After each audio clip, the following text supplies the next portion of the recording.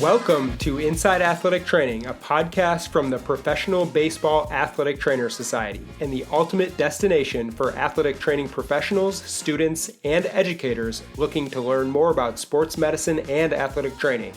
In each episode, we'll dive headfirst into conversations with experts in the field, bringing you insights, stories, and cutting-edge information about athletic training and sports medicine.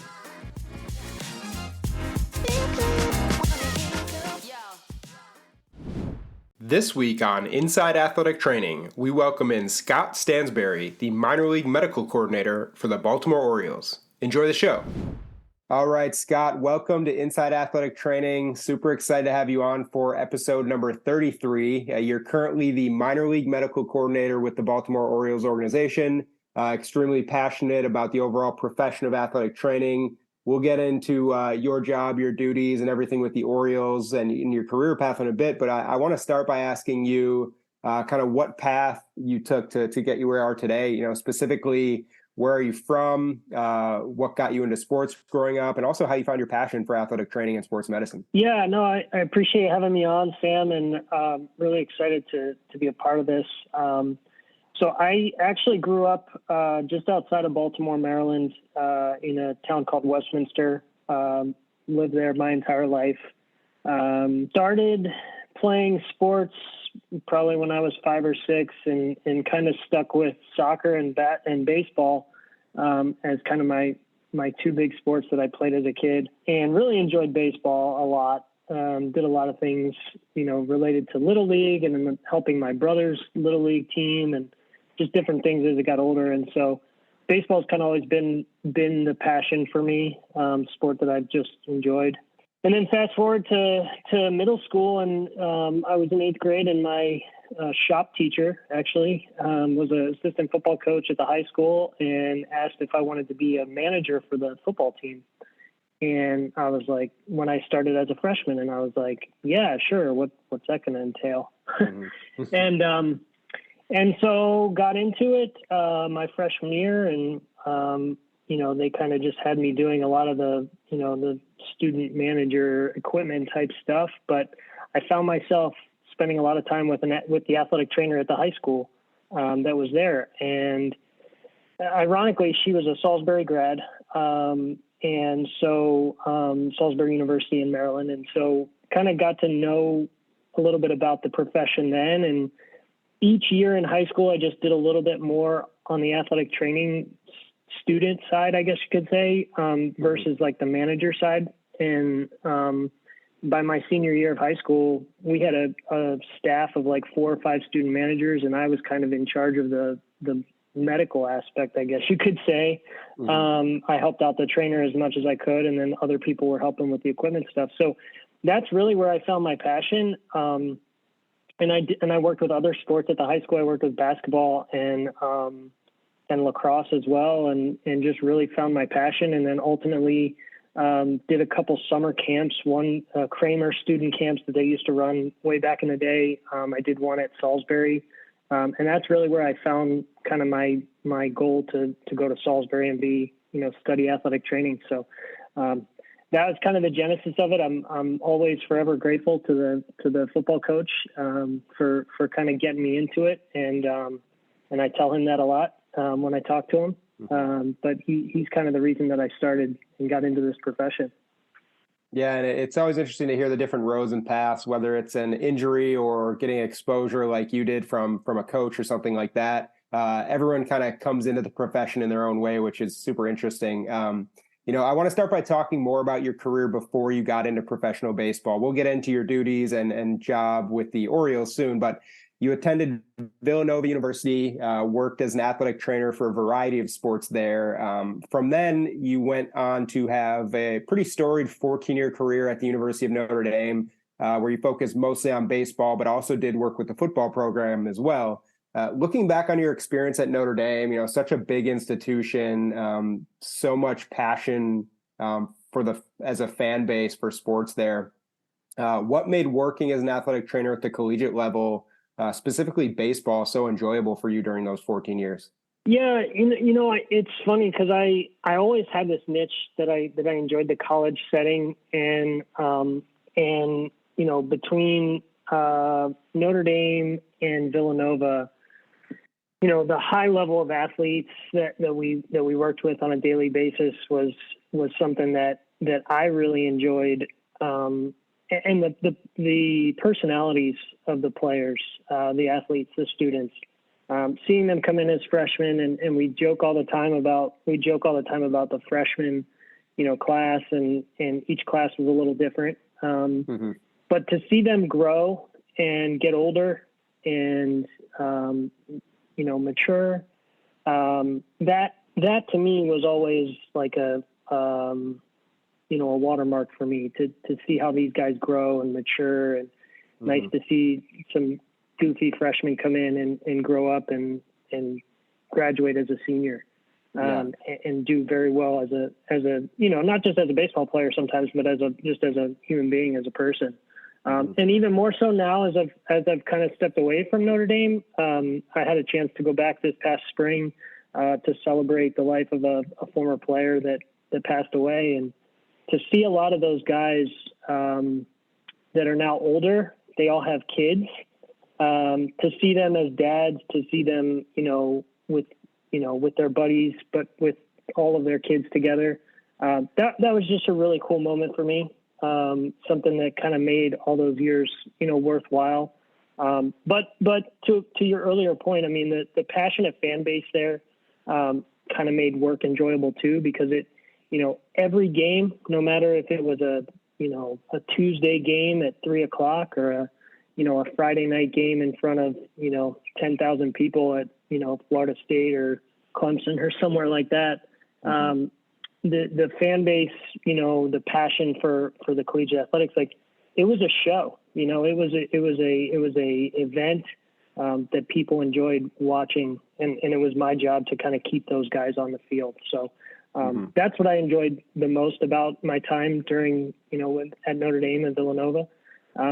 Just a lot of fun, and, kind of got to be a fan a little bit at times, but then also, kind of flip the switch and become, and work.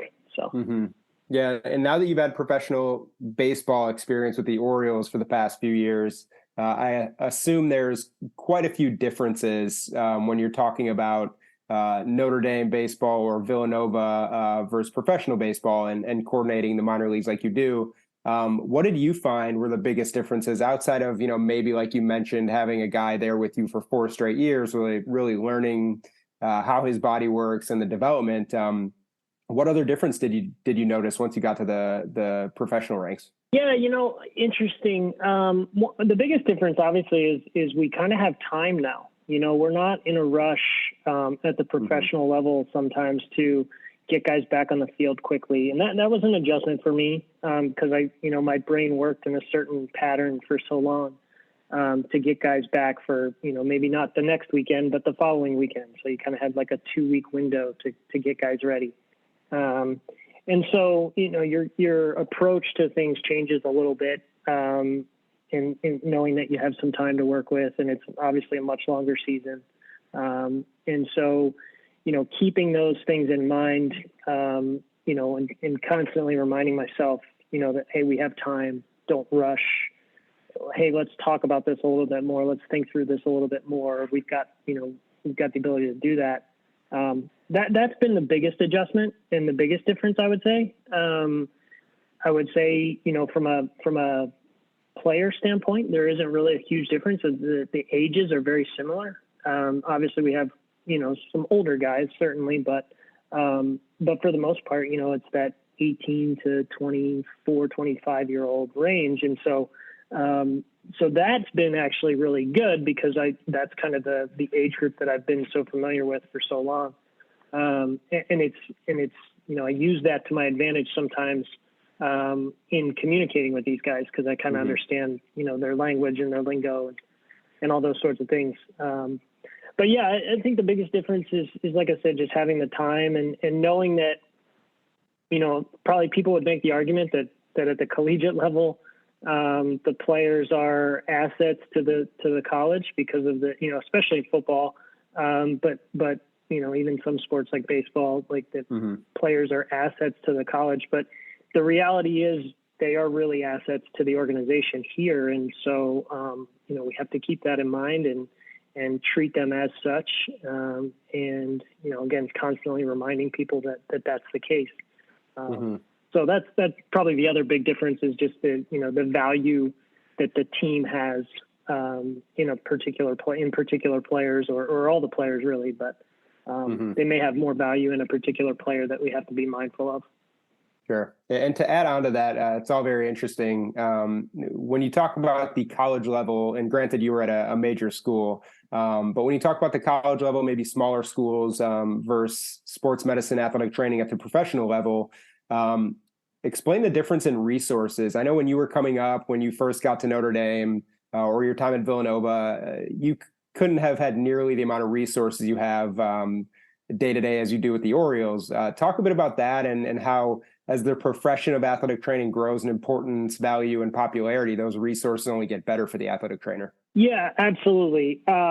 It's funny. At Villanova, we had an off-campus stadium, I guess you could call it. And I had a table. I had to put a table out there in this little closet. There was like a concrete wall of 4 concrete walls. And that was kind of my athletic training room, off site, game day type thing. And I was like, wow, this is the bottom of the barrel, I guess you could say at the time. But I made it work. You problem solve in this profession. You have to problem solve and figure things out for yourself. And so that's what I did. So that was kind of I improvised. And then, I go to Notre Dame and I'm thinking, wow, like they've got to have, great athletic training room in their baseball clubhouse and all that. And I got there, and one of my really good friends now, who I took over for baseball there, he was like, "You're going to be surprised." And I was like, "What do you mean?" And so he took me over to the clubhouse the first day or two I was there, and here is a table in the corner of the bathroom with a cabinet, and he's like, "This is it." And I was like, "No way." And they had been so good for so long. And it just goes to show that like the resources don't necessarily always match the success of the team. And it was interesting. So like, obviously I had this table and cabinet and everything. And then, hey, we're going to do some renovations to the clubhouse. And we're going to add this space over on the other side for the athletic training room. And it was my first chance to really design an athletic training space that was functional for us.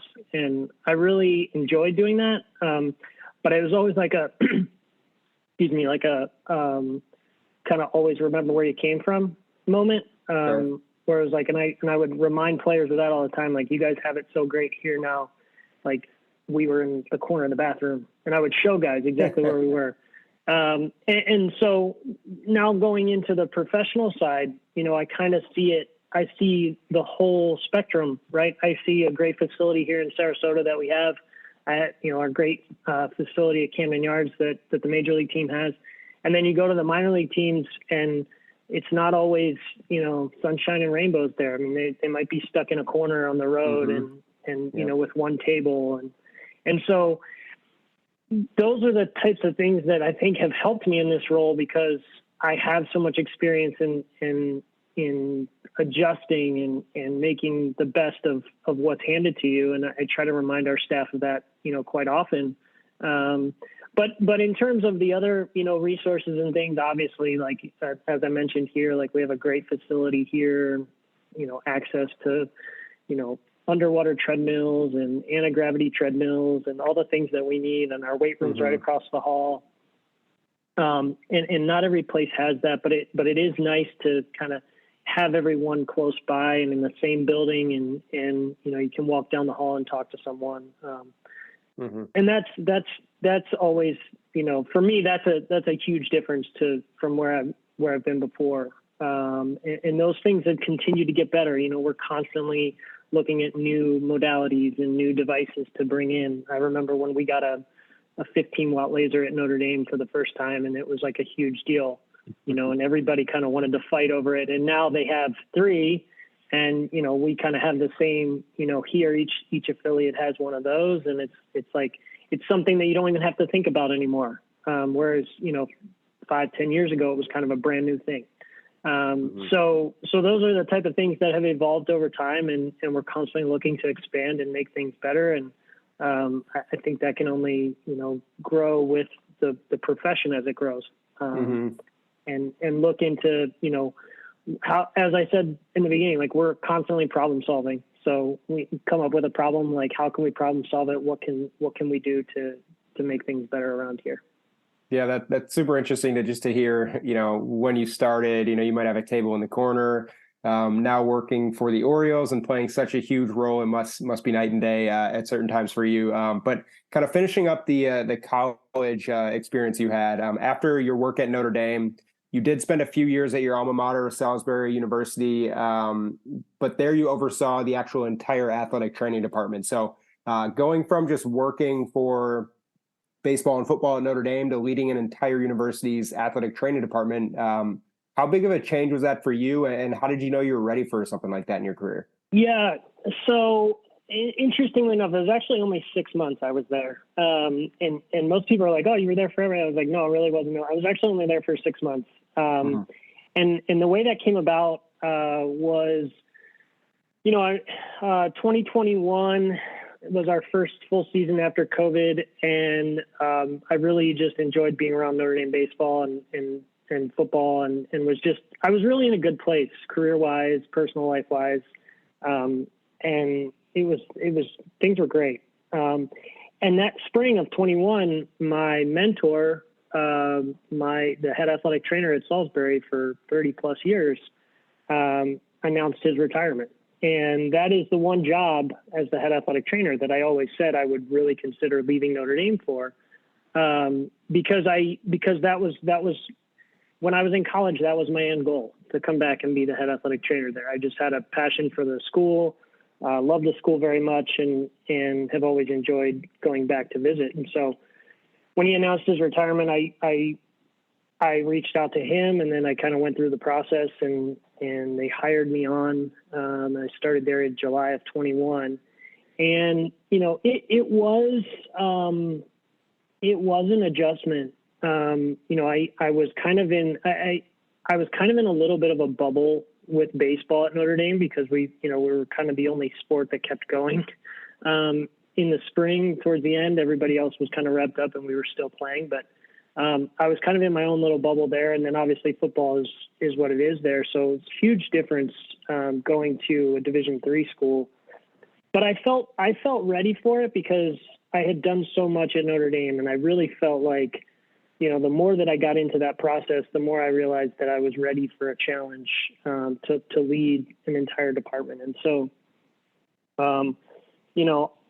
I saw it as a challenge. It was a challenge. One of the first things that I had to deal with was a player that had something significant, medical issue that was significant, and to talk to him about the risks and benefits of playing football that season. And he was, an older guy, so he really, that was a tough conversation, but ultimately we landed in a great place for him, and everything worked out. But it was an adjustment because I felt like it was guys that, they didn't, maybe not that they didn't understand the risks, but I'm constantly worried about players and their careers after college, right? Their pro careers at Notre Dame.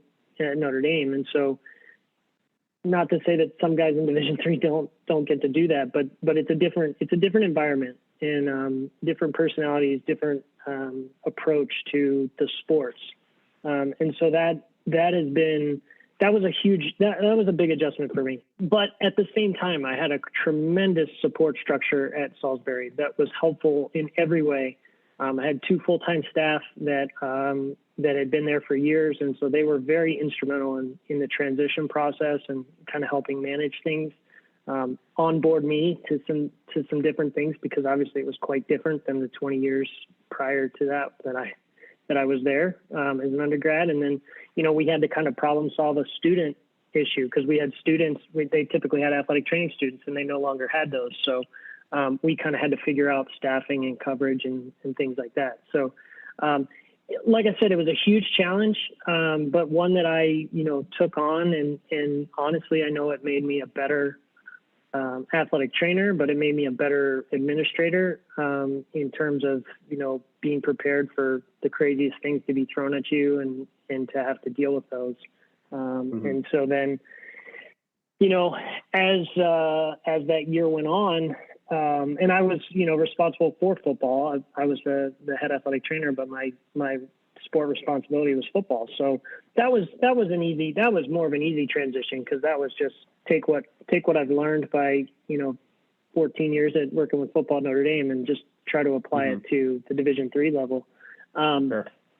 And sort of bring in those ideas and those resources that we use there, in whatever aspect we could. But yeah, and then kind of towards the end of that time in November is when the Orioles reached out to me, and kind of somebody had thrown my name into the hat as somebody that might be interested, and here we are. So. Yeah, and here we are now. You're the minor league medical coordinator with the Baltimore Orioles, kind of I assume a hometown team with you being from the area. Many of our listeners are athletic training students looking to kind of probably follow in the exact footsteps of someone like yourself, work at a college, get their degree, head on to the professional ranks. So I definitely want to dive into learning more about the life of a minor league medical coordinator. I know a lot of people probably see the head athletic trainer, the assistant on the field, checking out players when there's an issue. But there's a lot more that goes into the profession within professional baseball. So first, if you can just kind of let our listeners know, what are the main duties and responsibilities of someone in your position as a minor league medical coordinator? Yeah, it's a tough way to explain. I always have trouble explaining my role because I do so many things and I'm responsible for so many things. My primary responsibility is to our minor league players and staff, and the medical care that they require throughout the year, not just during the season.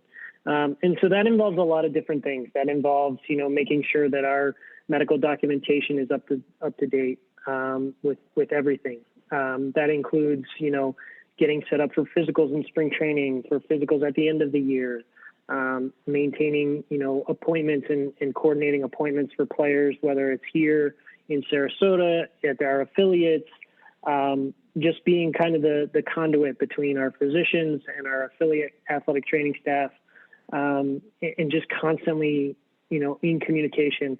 In addition, being a liaison between our medical staff, our affiliate medical staff, and the front office, and communicating, decisions, player moves related to medical issues, injuries, and so all of those things are kind of a daily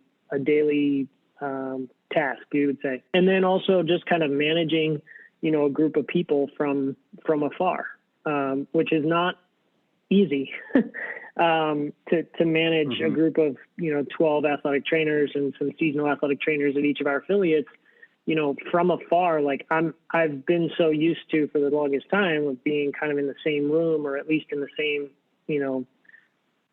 building as the rest of the staff, and that's not necessarily the case here, because that's really only the case during spring training.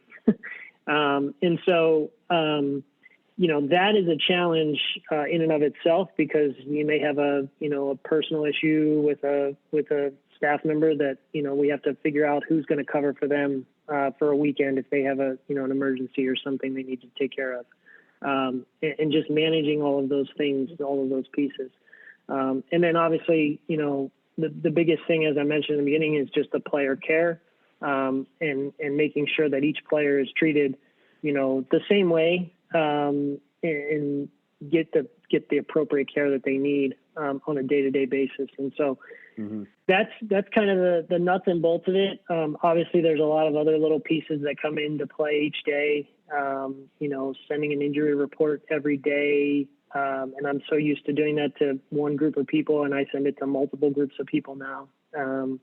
So kind of taking all that information, and then one thing I like to say is, like, I'm kind of a filter, because I do filter a lot of information, from the affiliate athletic trainers to the front office to our head athletic trainer at the major league level. I work directly with our PT here in Sarasota. He's in charge of our rehab program here. And so he's handling all of our long-term rehabs and some of our short-term rehabs too. And then just kind of working, each day with the staff, in constant communication with our staff every day, about how the players are doing. Yeah, and that one thing that stands out to me there, and a lot of your colleagues across the league have mentioned, communication is absolutely key. So learning how to provide information, get to the point. We know everybody in professional baseball is extremely busy. So what have you learned in terms of your communication style, how to communicate better with, Brian Ebel and the major league guys versus communicating, like you mentioned, with people who you're not with every day, who are at affiliates who could be across the country from you? What have you learned, and what advice can you share for the younger athletic trainer in terms of communication and as someone in your role? Yeah, I think it sounds a little cliche, but it's really true. Like, you really can't over communicate in this role, but just in this profession in general. The more information that people need to know, the better. And so, in some ways, sometimes I give too much information, they're like, oh, I don't need that much. Like, I just need this. And so, getting that constant feedback, and hearing that from them. But like I said, you really can't over communicate. I try to get as much, necessary information to the people that need to know in a timely manner. And, I think overall that's received very well, and it does help, our organization run smoothly, on the medical side of things. So that's the biggest thing. And the other thing I say is, like, don't be afraid to ask questions. If there's, something, I've had to learn that too. Like, there's something that you don't quite understand or we're not clear on. A lot of people ask me questions for clarity, and I kind of have to reciprocate that and ask questions for clarity at times too. So I'm always of the, if you have a question, ask it. Don't be afraid. Something I had to learn as a young athletic trainer, back, when I started at Notre Dame, and just being the, more of a ask questions type of person for the player. Most of the time it was like for the player, like if we're in a doctor's appointment and you get all these questions, and the player may not feel comfortable asking the doctor the question. So it usually ended up being me. And I still do that sometimes, when we have our doctor visits and different things, and I'm involved in that, I'll ask questions that maybe no one else will ask. So, those are kind of the main points for me in terms of communication, and just being kind of like a constant flow of communication. Not really, if you hold on to something and maybe somebody needs to know it right away, but maybe somebody else doesn't necessarily need to know it right away, but it may impact a decision that's made in a day or two. It's always good to get that information to the people that need it. Mm-hmm. And the people in your position, clearly, as you've laid out, there's a ton of information you need to communicate, but there's just so much to do. There's so many teams and athletic trainers that you need to have your eye on, but also rolling up to the big league level. Just a really important role throughout the organization and across the league. With so much responsibility on your shoulders, when you're going through each and every day, is there one part or another that you really enjoy most about your current job? Wow, that's a really good question. I enjoy being here in Sarasota with our rehab guys and seeing their progression from, if let's just take a surgical case, they come in day one after surgery and they're in a sling or they're in a brace of some kind, and, to see them progress through each day, and then to highlight that for them. Hey, I see you're off your crutches, or hey, I see you're out of your sling. Like, those are the moments for me that I really enjoy. And I think that kind of goes with kind of what I started with in terms of, like, being at Notre Dame and Villanova and the other places I've been, and see that, like, guys, progress through, like, seeing that progression. Like, I've always enjoyed that part of this job, as an athletic trainer, is just seeing how people progress through from day one post-surgery to day one on the mound to their first game back. All those things are really, those are the parts that I enjoy the most, because it validates kind of what we're doing as a staff. Like, hey, we're doing the right things. We're getting this guy back. But then to see the excitement in the players' eyes when they finally get back to that point where they, 6 months or 12 months prior to that, they didn't think that was a possibility. Day one after surgery, they're so focused on the here and now and not looking ahead to like, what's my end goal? My end goal is to play baseball again. Okay, how do we get there? And so kind of working through that with the players is always really important to me, and talking through that with them. And so I think it all kinds of goes together in terms of what I enjoy most about this job. Mm-hmm. And getting into, a bit more about the younger athletic trainer, you clearly have such a wealth of knowledge from your experience at multiple levels. And looking back on your career, when you were coming up as a younger athletic trainer, did you have any specific role models who really kind of taught you how the world of an athletic trainer actually works in sports? Yeah, gosh, I probably could name a lot. I'll start with Pat Lamboni, the head athletic trainer at Salisbury, who I took over for once he retired. That man is like a second father to me. And I don't know that I've ever told him that, but he would probably be number one on my list. There were a few athletic trainers that came through when I was in high school that, had a different athletic trainer, I think, each year, and that I was in high school, but each one kind of took me under their wing, saw that I was interested in the profession and kind of took me under their wing. So I would give credit to them. Going forward from Salisbury, the head athletic trainer at Villanova was a great influence on me. He worked with the basketball team for a number of years, 20 plus. He may have been 30 plus. Jeff Pierce was a great influence to me. And then going out to Notre Dame, it was Jim Russ who hired me. He was the athletic trainer that worked when Lou Holtz brought him to Notre Dame way back when in the 80s. And Jim was a tremendous influence on me as an athletic trainer. Mike Bean, who I took over for in baseball there, he's still at Notre Dame. And then, I would say in terms of like on the professional side, Jamie Reed, ironically, Jamie and I knew each other from his days in Baltimore when he was an assistant with the Baltimore Orioles. His family and my family actually went to the same church. And so long before I wanted to be an athletic trainer, I got to know Jamie and started asking him questions when I was like a preteen about his job. So I kind of throw him in there. And then Mark Laton, who worked with the umpires for a number of years, has always been just a great resource for me and somebody that I can rely on, and a good friend. And he was very excited to hear when I picked up this job that I was in professional baseball. So those are probably a list. It probably doesn't encompass everyone, but those are the ones that stand out to me. Sure. And anyone that knows athletic training and professional baseball probably knows the names Jamie Reed and Mark Latond, two guys from out east, similar to you, who have paved the way for a lot of athletic trainers in your generation. So you've had quite the experience with great mentors there. Now, if the roles were reversed, I'm wondering what advice or what best piece of advice do you have for college students who are looking maybe to become an athletic trainer at a university like Notre Dame or Villanova, or get into professional baseball? Yeah.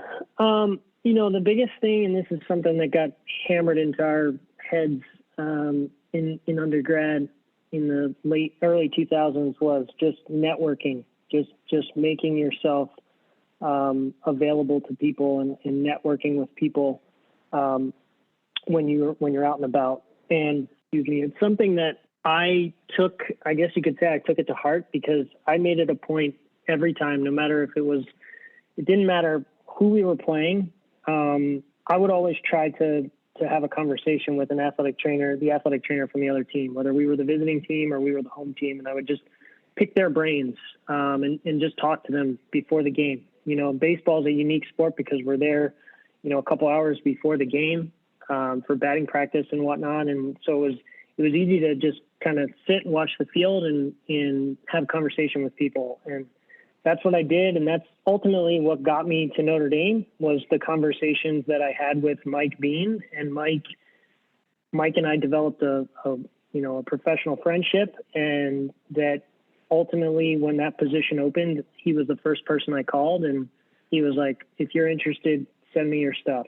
And so that was all within the course of like a 2 to 3 year span. And that, obviously changed the direction of my career significantly. So, networking, having conversations with people, and just, being a sponge in whatever setting environment you're in, just absorbing as much information as possible. And then utilizing it and kind of thinking through it after the fact, reflecting on what knowledge you've gained and how can that make you a better athletic trainer. Again, a lot of experience. I've gone through a few coaching changes at Notre Dame. I've gone through a handful of things, and every time something like that happened, I used it as a moment to say, okay, how can I be better for this next coach that comes in here? What can we talk about? What can we expand on? And so I just constantly was doing that. I still do that, where I'm constantly, how can we be better? What could we have done better in this particular situation? Or how can we make life easier for everybody during spring training next year, based on the experience that we had this year and based on the experience we had my first year. So just constantly like being self-reflecting, and looking at how we can be better. Those are the things that I think are really important for an athletic trainer to be really successful, and to stay in this profession for a long time.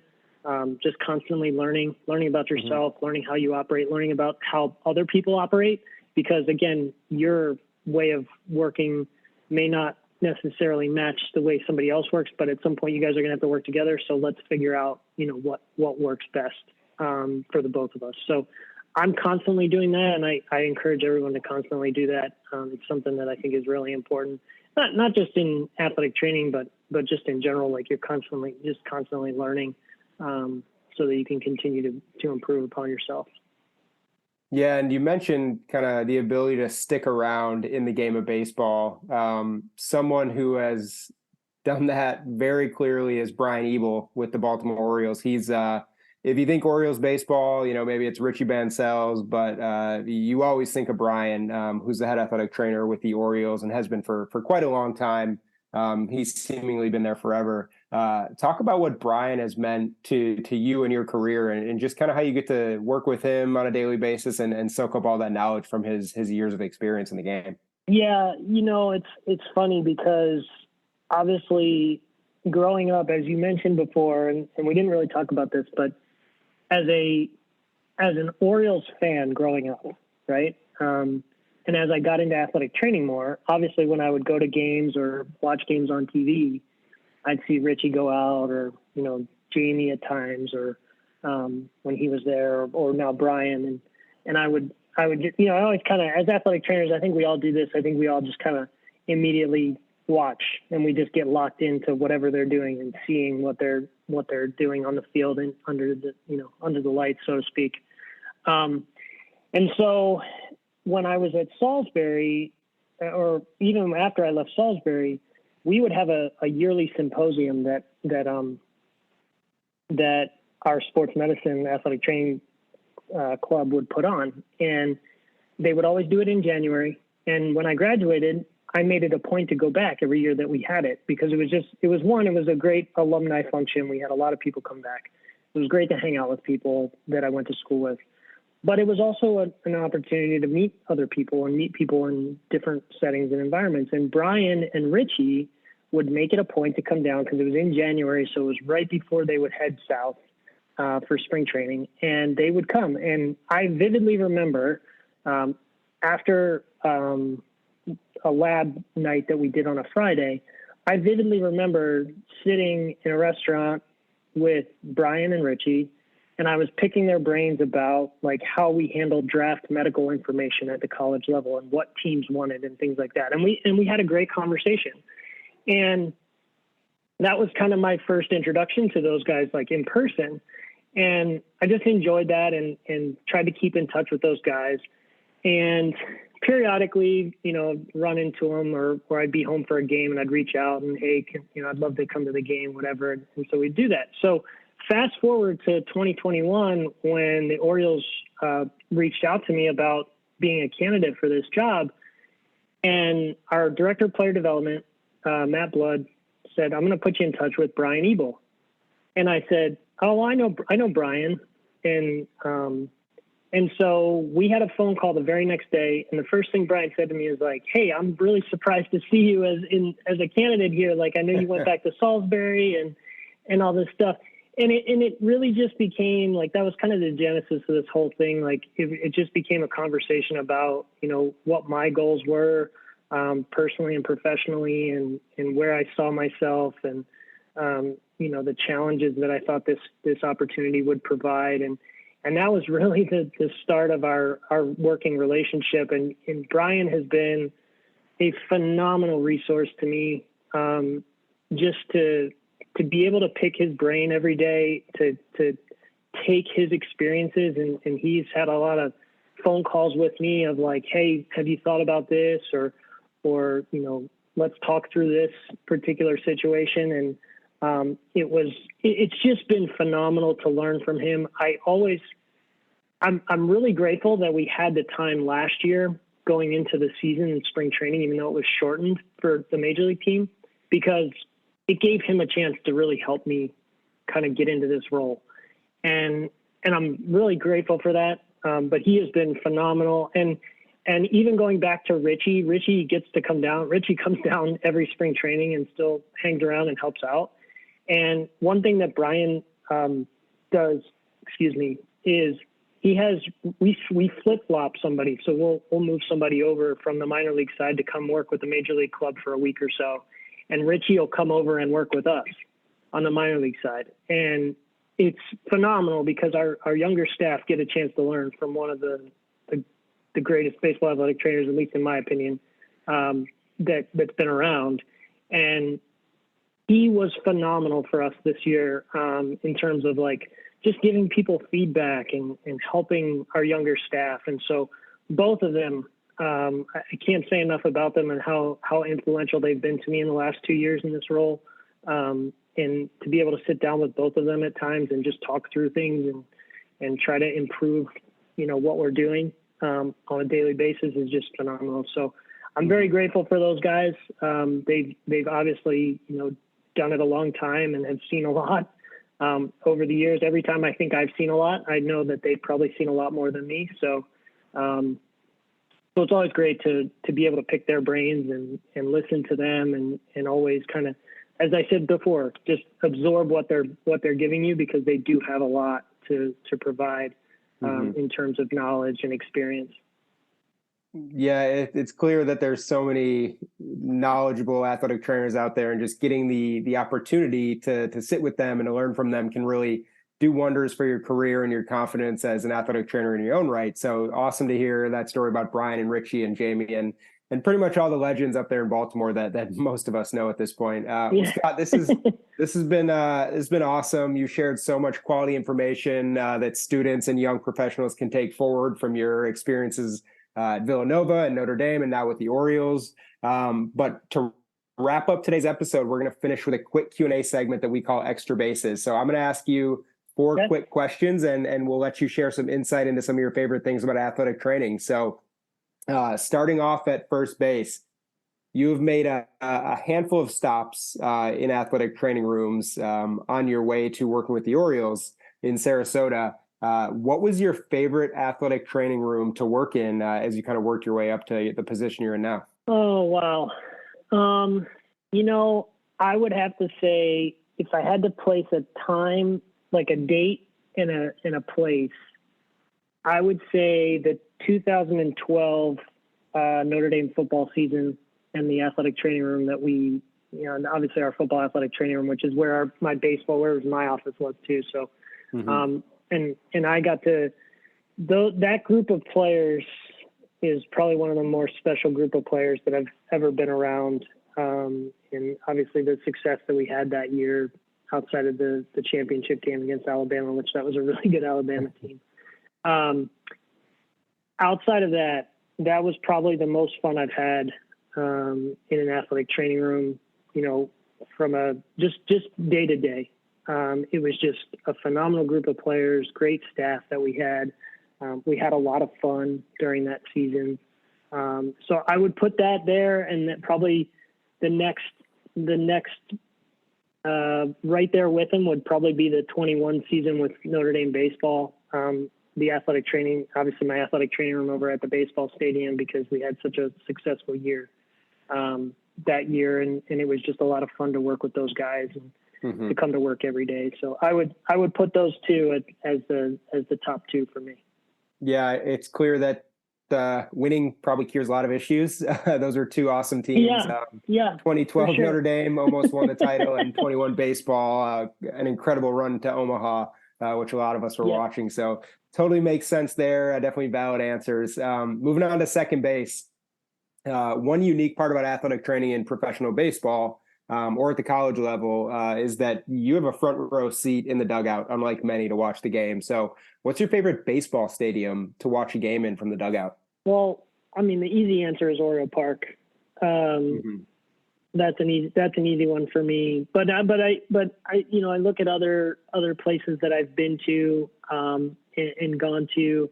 I really like the ballpark in Charlotte, the AAA ballpark in Charlotte. We had our conference championship there a number of years, and I don't know if you've ever been there, but for anyone that hasn't been there, the skyline behind the outfield almost looks fake anytime you walk out from the tunnel. It just looks like a TV screen every time you walk out. So that's outside of Oriole Park. That's probably my favorite ballpark to watch a dugout, or ballpark to watch a game from the dugout. Mm-hmm. Yeah, I think it's called Truist Field there in Charlotte, and it's you see the full skyline. It's kind of like Pittsburgh in the big leagues. Really awesome view there. So can't argue with you on that one. So moving on to third base. You've done a ton of traveling, whether it's with Notre Dame or with the Orioles. What's your favorite city to visit when you're on the road? I would probably say, I say this a lot, so I'm going to stick with this answer because I think it still rings true, even though I haven't been there in a number of years. San Antonio was probably one of my favorite cities to visit on the road. We hosted a tournament there for a number of years. Notre Dame did in the preseason, so it was like in middle or late February, and we'd go down there for a 4 or 5 day stint and host a weekend long tournament. And as much of a pain as hosting a tournament on the road was, I just enjoyed being in that city and the Riverwalk and getting around town, and just a lot of different cultures and things going on every day down there that were just a lot of fun to experience. And so I would probably put San Antonio as my favorite city. Mm-hmm. So moving on to home plate, the last question for the day. You spent a lot of time at multiple levels, but when you got to professional baseball, did you have a welcome to pro baseball moment at some point with the Orioles thus far?